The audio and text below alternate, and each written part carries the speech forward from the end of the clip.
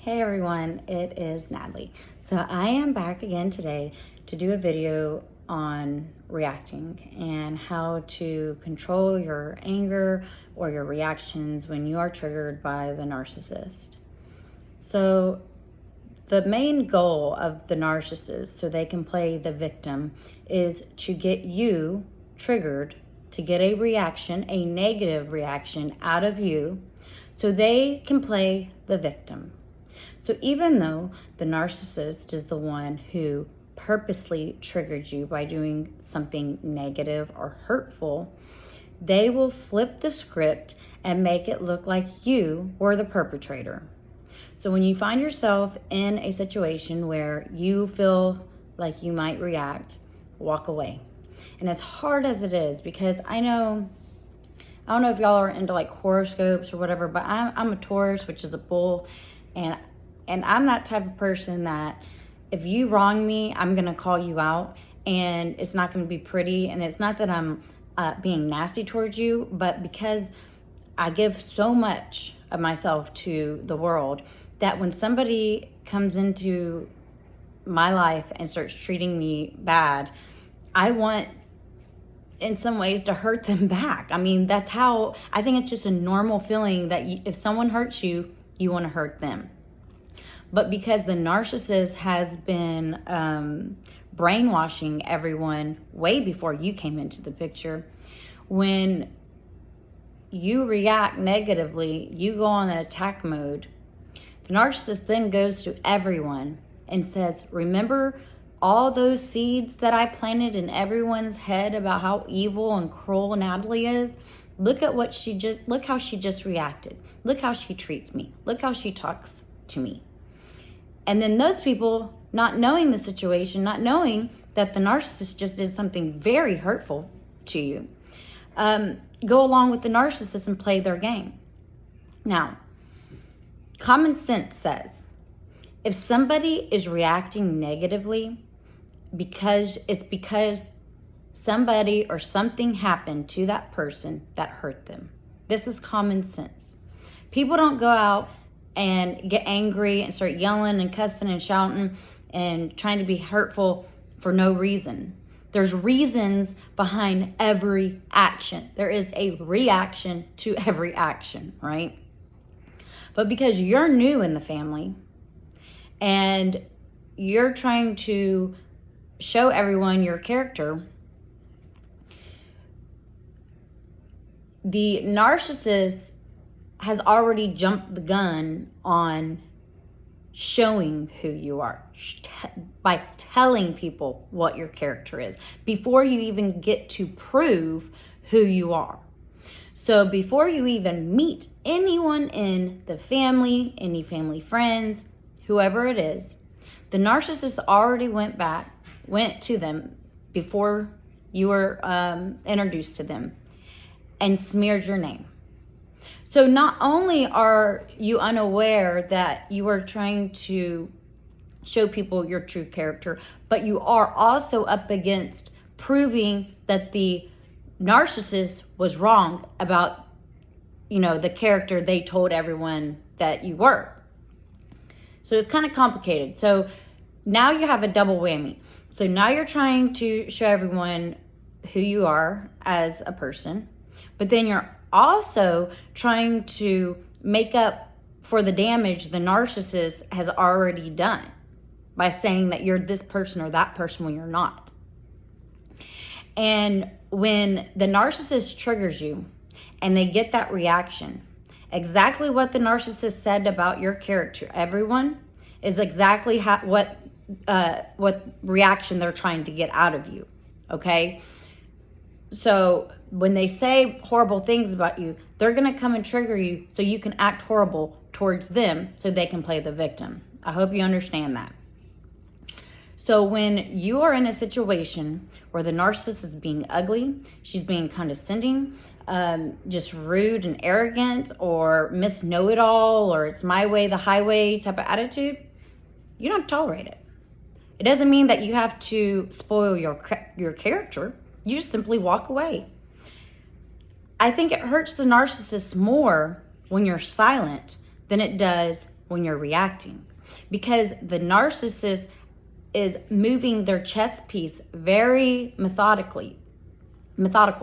And so every time they do or say something, they're expecting this move from you. And so when they're trying to trigger you, instead of giving them what they want, you're going to do the exact opposite of how you feel. And it is going to take practice. It's going to take patience. It's going to be irritating because you're going to want to speak up and you're going to want to tell them off or whatever it is. But when you're not giving the narcissist the reaction that they are fishing for, you're beating them at their own game. So that's my point. Okay, so that's a long explanation of the point. I found that when my mother-in-law was doing something that really was hurtful, I'd always like stick to my boundaries, but because narcissists don't respect your boundaries, they're always getting crossed. And so instead of like fighting with her and being like, you did this, they already know. You don't have to tell them that they did this or did that. They know what they've done. So don't waste your breath on reacting to the narcissist's negativity. You have to take the moral high ground. You have to be the adult in the situation and simply walk away. You can come up with neutral phrases like, I'm sorry you feel that way, but I see it differently. I'm sorry you see it that way, but I see it differently. You just come up with whatever phrase you want. Or my favorite one, actually that is kind of my favorite one, was, I'm sorry you feel that way, but I feel differently, or I see it differently. That's my favorite phrase to use because, believe it or not, that neutrality, when you're up against the narcissist, paralyzes them because they're not getting the reaction that they were looking for. And it's going to take practice, like I said, and it's going to take patience, and you're going to screw up many times doing this technique. You're going to react and you're going to catch yourself, and then when you get home, you're going to feel really stupid, and you're going to beat yourself up for reacting and giving the narcissist what they want, and you're going to beat yourself up thinking, oh, well, nobody likes me now because I reacted, and things like that. But I think those lessons along the way is what is going to build the strength within you. So even though you're screwing up along the way, you're still teaching yourself to reserve or preserve your character and who you are as a person. Because when the narcissist triggers you and you react, that's not who you truly are. But the narcissist tells everyone that that is truly who you are when it's not, because it is a reaction. You don't walk around being verbally abusive or ugly or snotty or whatever it is. No, when people are reacting like that, it's because something happened to upset them. But that's not what the narcissist does when she's smearing you. She's telling everyone that is your true character when it's not. So what I found helpful too was when she was doing like snotty things. It wasn't like, I mean, it's always kind of hurtful, but not like directed towards me, like saying passive aggressive things. I would just be like, okay, yeah, whatever. You know, like I didn't even waste my breath or time on that, because they are constantly fishing for that reaction. And you have to really pick the battles that you want to go into war with, because since the narcissist has a strategy already in place, you can be caught off guard and end up looking like the jerk. That's the truth. I've looked like the jerk a million times, even though nobody really knew why I had that reaction. And when you find yourself in this situation where no one understands why you reacted that way, and it's hard to explain to anyone because they're not the person who's getting abused, so it's hard to express, or it's hard to put somebody else in your shoes to actually get that feeling that you have And even trying to explain it to someone who doesn't get it can be frustrating and lonely. And so I am really thankful that I found everybody on YouTube that's going through this same situation. And believe it or not, but 60% of all marriages end because of these meddling mother-in-laws. 60%. It is a huge problem. And when I first got on YouTube looking up, toxic in-laws and stuff, like I found different videos, but there wasn't like a channel dedicated to it. And you think 60% of the world's population ends because of this meddling mother-in-law? I was really caught off guard, like, wow. So that's why I started this channel, and now I found all you guys. And so I think it's helpful when you can relate to somebody else's story, because you know that person knows exactly how you feel. You are no longer alone. And that is the hardest part about this whole situation, is being singled out, being bullied. Because that's the truth. You're being bullied by your mother-in-law or your father-in-law. It's horrible. And especially like in my case, like I grew up really poor. Okay, so I was the poor kid in school. So everyone would have like fancy clothes, fancy shoes, and I wouldn't, right? And I was always constantly bullied. I never really had friends in school. The few friends I did have always screwed me over somehow, some way. And so when I finally got out of that system of schooling and bullying and all that, I got into another system of abuse by my in-laws. And so I went from one abusive system to another abusive system. And when you're having chronic abuse like that CPTSD that starts to build, it is so hard to stop the thinking. It is so hard to calm your mind, because as a good person, you're not doing anything wrong. And so when other people are treating you poorly, you sit there and you argue with yourself to reaffirm, to confirm that you're not doing anything wrong to these people, and there's no reason for them to treat you this way. And when you have other people, like your husband, not confirming the abuse, it isolates you. It makes you feel like you're going crazy. That's the truth. And I think as women, and there are some men out there that are going through this too, but as women, I think we should all come together and support each other, because being able to relate to somebody is life-saving. It's life-saving. And the 2 decades that I was alone in this, I just remember all the lonely nights, all the crying, all the depression, the beating myself up mentally, emotionally, the finger pointing, the blame game, the yelling, the confrontation that I had with my boyfriend, then husband, now husband. Screaming at the top of my lungs, help me. I just think back to those days. And honestly, I'm surprised that I'm even still in this relationship. You guys have no clue. But I think because I'm so hard-headed that I wasn't going to allow an individual to choose my life path and my life partner. And so even though I was being bullied, I went from school being bullied to my in-laws bullying me, I brushed myself off and I said, I'm not going to let someone else rule my life or tell me who I am, because I know who I am. And I'm not the person that these people are saying that I am.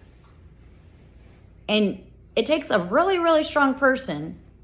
That's why I congratulate you if you're still in your relationship. It takes a very, very strong person to be able to tolerate this type of abuse, disrespect, disregard. So if you're in this situation, you're not alone. Welcome to my channel. Thank you for having me in your home, on your phone, whatever it is. But my main message today was to watch your reactions. Don't give the narcissist what they want. And that is to destroy your character by getting you to react negatively. Don't do it, guys. And it's going to be hard, and it's going to take practice, and you're going to say to yourself, stop it, stop it. In your head, you're going to look like a crazy person. But over time, with practice, it will just come naturally, like it is with me, where I just don't react. Now, I am only human, and I have in the past reacted when I shouldn't have. But I think it's just because you get to a point where you're so fed up, you're so done with these people that you don't even care anymore what they think about you. And that's basically where I am. So sometimes I do react, but mainly I'm no contact. But I have been triggered. I'm only human. But I am way past the point of even caring what they say about my character or who I am as a person, because they don't know me. Guys, in 22 years, these people have never met my parents or my brothers. They have never invited my family members ever to anything, any occasion. They don't even know who I am as a person. They don't know the heart that I have. Because I can tell you, and I'm not being arrogant, but if they truly knew the heart that I have, they would cherish me. They would look at me like a precious human being. And the truth is, they don't deserve me. That's the truth. They're shitty people. And they don't deserve someone like me. Just like I don't deserve them. They're disgusting. They're horrible, horrendous, disgusting, snobby people that don't give a damn about anyone but their agenda.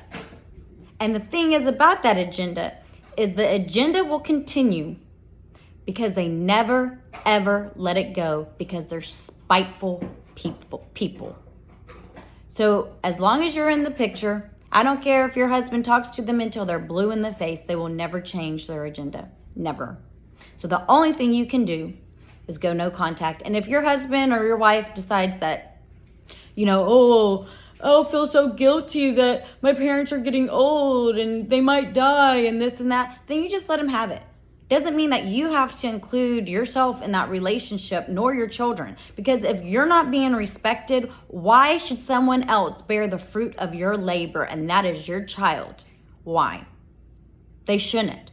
Why would you reward a narcissist for their bad behavior? That's your baby. Anyways, the message is all over the place, guys. I just wanted to come on here, say hi. We are going to start Zoom. But guys, my son's birthday is Wednesday. He's turning 8. And so I'm not sure if I can do it this Friday, because usually Friday is our family fun day. Like we usually do like movie or hang out or play with the dogs or take a walk at the park, whatever it is that we do. But I might be able to negotiate with my son to do that on Saturday. So I will keep everyone updated on the Zoom. And then what I will do is I will post a video with the information the day before Zoom. So if you do not see it this Thursday, that means there is no Zoom this Friday. But the following Friday, there definitely will be. Right now, everything's kind of up in the air. And I also have to renew my Zoom contract. That's the other thing, which is only like $15, so it's not a big deal. But from what I heard in all the comments, a lot of people are saying Friday is the best day. So I'll probably keep it on Friday. And by the way, I also wanted to add that these Zoom meetings are support meetings, okay? This is not one-on-one coaching with me. This is people coming together and talking about how they feel and what things have helped them get over this disaster they're in. Just, giving people feedback on how they feel, what's worked for them, and we just go from there, and everyone just kind of shares everything and talks to each other, and that's the Zoom meeting, and you get to share your story, and I think that's the most important thing, is being heard. Okay? Peace, love, and harmony. My husband's calling in, so I gotta go. Bye, guys. Love y'all. Bye-bye.